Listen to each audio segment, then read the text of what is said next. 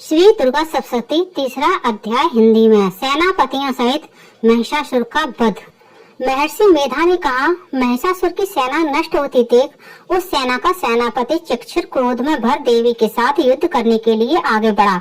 वह देवी पर इस प्रकार बाणों की वर्षा करने लगा मानो सुमेर पर्वत पानी की धार बरसा रहा हो। इस प्रकार देवी ने अपने बाणों से उसके बाणों को काट डाला तथा घोड़े व सारथी को मार दिया। साथ ही उसके धनुष और उसकी अत्यंत ऊंची ध्वजा को भी काटकर नीचे गिरा दिया।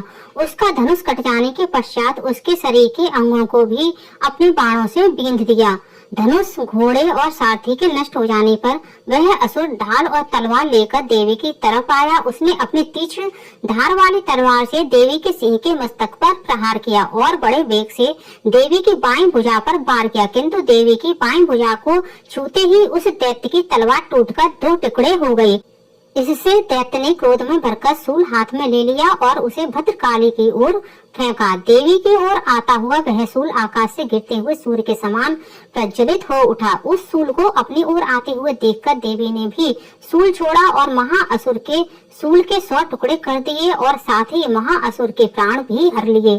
चिक्षुर के मरने पर देवताओं को बहुत दुख देने वाला चामर नामक दैत्य हाथी पर सवार होकर देवी से लड़ने के लिए आया और उसने आने के साथ ही शक्ति का प्रहार किया, किंतु देवी ने अपने हुंकार से ही उसे तोड़कर पृथ्वी पर डाल दिया। शक्ति को टूटा हुआ देखकर दैत्य ने क्रोध से लाल होकर शूल को चलाया, किंतु देवी ने उसको भी काट दिया। इतने में ही देवी का वाहन सिंह उछलकर हाथी के मस्तक पर सवार हो गया और दैत्य के साथ बहुत तीव्र युद्ध करने लगा। फिर वह दोनों लड़ते हुए हाथी पर से पृथ्वी पर आ गिरे और दोनों बड़े क्रोध से लड़ने लगे। फिर सिंह बड़े जोर से आकाश की ओर उछला और जब पृथ्वी की ओर आया तो अपने पंजे से चामर का सिर धड़ से अलग कर दिया। क्रोध से भरी हुई देवी ने शिला और वृक्ष आदि की चोटों से उदग्र को भी मार दिया। कराल को दांतों, मुक्कों और थप्पड़ों से चूर्ण कर डाला। क्रोध हुई देवी ने गदा के प्रहार से उद्धत दैत्य को मार गिराया। भिंदपाल से बाष्कल को बाणों से ताम्र और अंधक को मौत के घाट उतार दिया। तीनों नेत्रों वाली परमेश्वरी ने त्रिशूल से उग्रास, उग्रवीर और वाहनु नामक राक्षसों को मार गिराया। उसने अपनी तलवार से बिडाल नामक दैत्य का सिर काट डाला तथा अपने बाणों से दुर्धर और दुर्मुख राक्षसों को यमलोक को पहुंचा दिया। इस प्रकार जब महिषासुर ने देखा कि देवी ने मेरी सेना को नष्ट कर दिया है तो वह भैंसे का रूप धारण कर देवी के गणों को दुख देने लगा।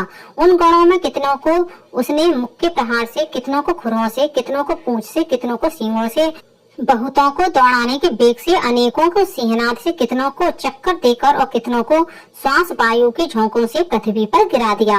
वह दैत्य इस प्रकार गणों की सेना को गिराकर देवी के सिंह को मारने के लिए दौड़ा।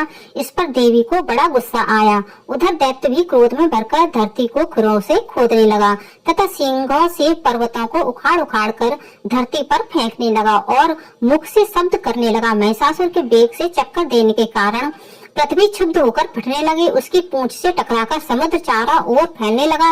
हिलते हुए सींगों के आघात से मेघ खंड खंड हो गए और श्वास से आकाश में उड़ते हुए पर्वत फटने लगे। इस तरह क्रोध में भरे हुए राक्षस को देख चंडिका को भी क्रोध आ गया और वह उसे मारने के लिए क्रोध में भर गई।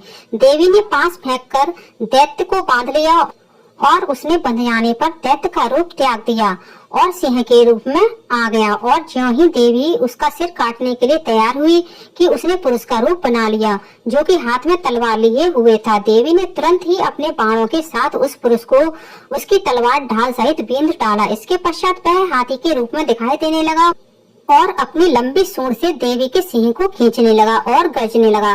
देवी ने अपनी तलवार से उसके सूंड काट डाले। तब राक्षस ने एक बार फिर भैंसे का रूप धारण कर लिया और पहले की तरह चर अचर जीवों सहित समस्त त्रिलोकी को व्याकुल करने लगा। इसके पश्चात क्रोध में भरी हुई देवी बारंबार उत्तम मधु का पान करने लगी और लाल लाल नेत्र करके हंसने लगी।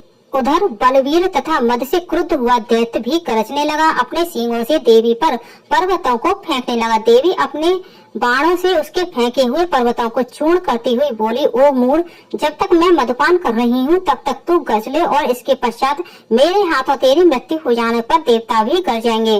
महर्षि मेधा ने कहा। यह कहकर देवी उछलकर उस दैत्य पर जा चढ़ी और उसको अपने पैरों से दबाकर सूल से उसके गले पर आघात किया। देवी के पैर से दबने पर भी दैत्य अपने दूसरे रूप से अपने मुख से बाहर होने लगा। अभी वह आधा ही बाहर निकला था कि देवी ने अपने प्रभाव से उसे रोक दिया। जब वह आधा निकला हुआ ही दैत्य युद्ध करने लगा तो देवी ने अपनी तलवार से उसका सिर काट दिया। इसके पश्चात सारी सेना हाहाकार करती हुई वहां से भाग खड़ी हुई और सब देवता अत्यंत प्रसन्न हुए तथा ऋषियों महर्षियों सहित देवी की स्तुति करने लगे। गंधर्वराज गान करने लगे तथा अप्सराएं नृत्य करने लगी। फ्रेंड्स, आप लोगों को मेरा यह वीडियो कैसा लगा कमेंट करके जरूर बताइएगा और आप हमारे चैनल को सब्सक्राइब कर लीजिए, वीडियो को लाइक कीजिए, ज्यादा से ज्यादा शेयर कीजिए, साथ ही बेल आइकन को प्रेस कर दीजिए ताकि हमारी आने वाली सारी लेटेस्ट वीडियो की नोटिफिकेशन आप लोगों को टाइम से मिल सके। जय माता दी फ्रेंड्स।